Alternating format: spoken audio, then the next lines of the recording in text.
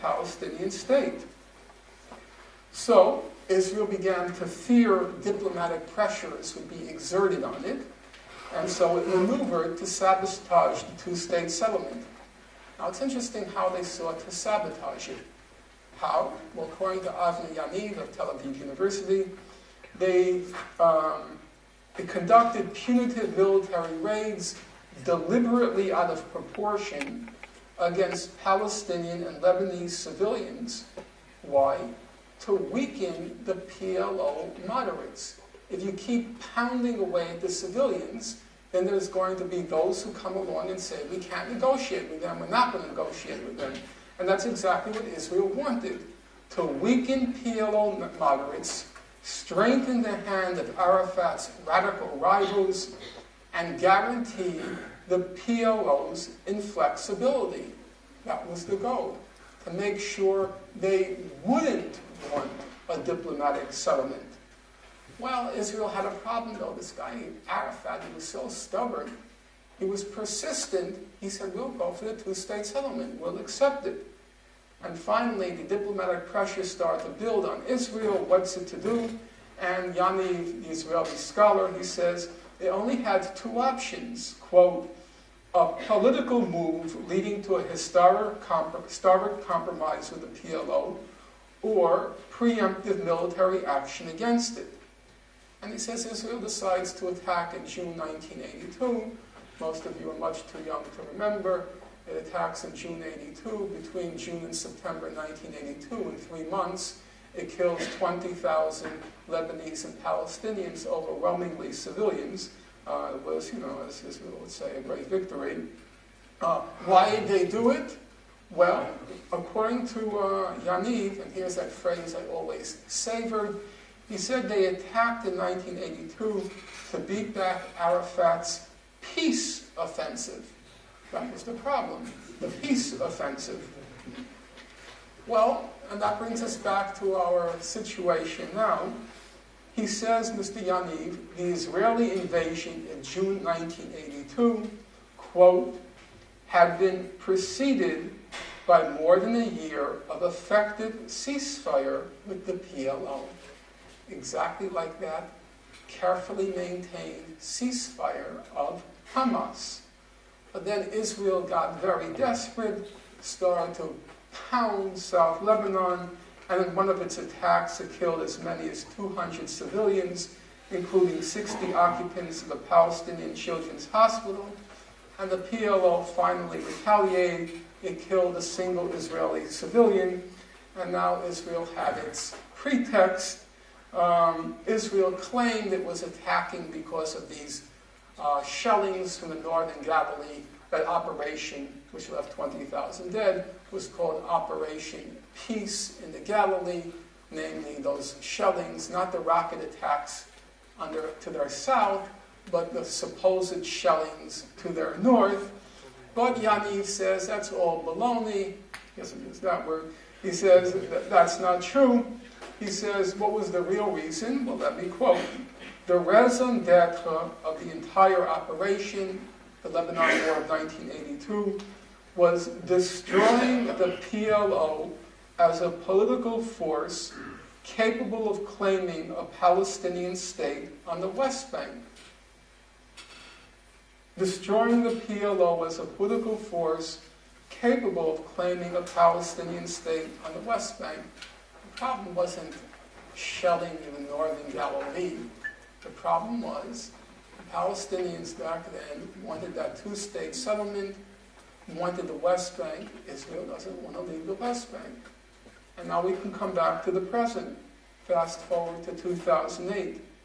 In early December 2008, Israeli Foreign Minister Tzipi Livni, she says that although Israel wanted to create a temporary period of calm with Hamas, she says we don't want an extended truce. Why? Quote, it harms the Israeli strategic goal. It empowers Hamas, and it gives the impression that Israel recognizes the movement. Well, what does that mean in layperson's language? If you have an extended truce with Hamas, you enhance its credibility. You make it a trustworthy peace partner. And that means inevitably Israel will have to withdraw from the West Bank in accordance with international law, which is what Hamas was accepting.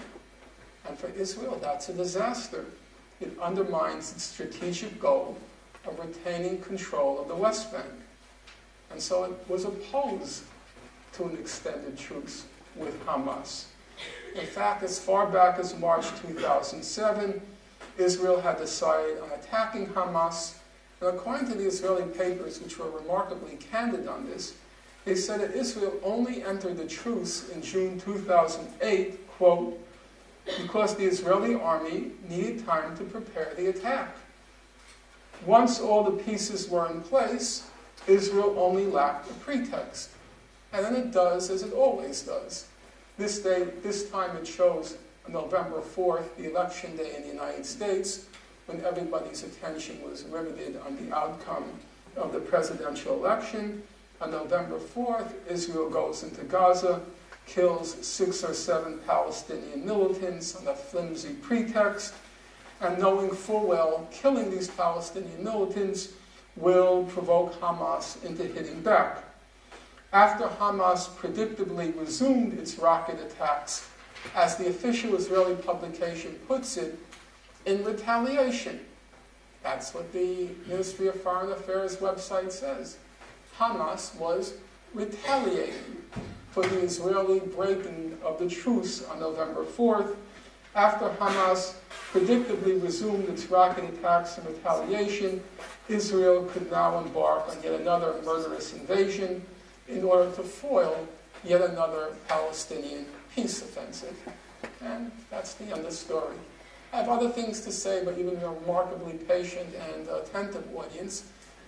And so now I'm going to end my remarks. And the other things I wanted to say, I'll work into the questions and answers, I hope. So thank you for your...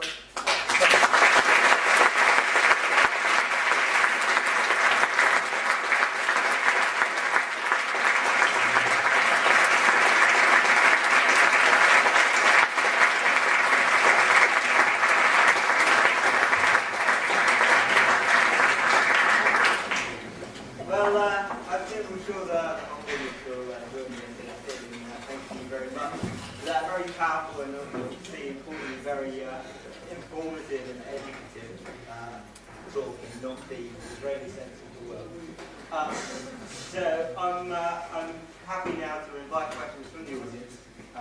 If you want to have any questions for Professor Finkelstein, please raise your hand and I'll invite you to put it to them. You'd like to begin? Mr. Finkelstein, thank you very much for your very nice talk.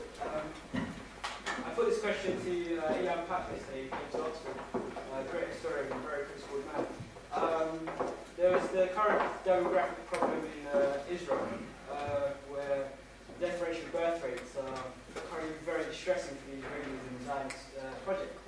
And I was wondering if I could have your views on what Israel might restore in order to restore its the demographic balance and avoid a catastrophe in that sense. Well, just as a preliminary remark, I'm sure everybody understands that he's being ironic in his use of that terminology. It's obviously despicable to talk about the birth rate as being a problem. So we'll just accept the terminology knowing it's being meant in an ironic way.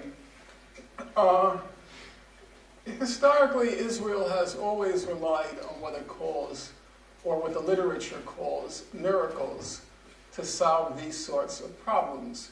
And miracles basically means, in the history of the Israel-Palestine conflict, in the history of Zionism and then Israel, it means taking advantage of rare opportunities or occasions to do things which you normally can't do.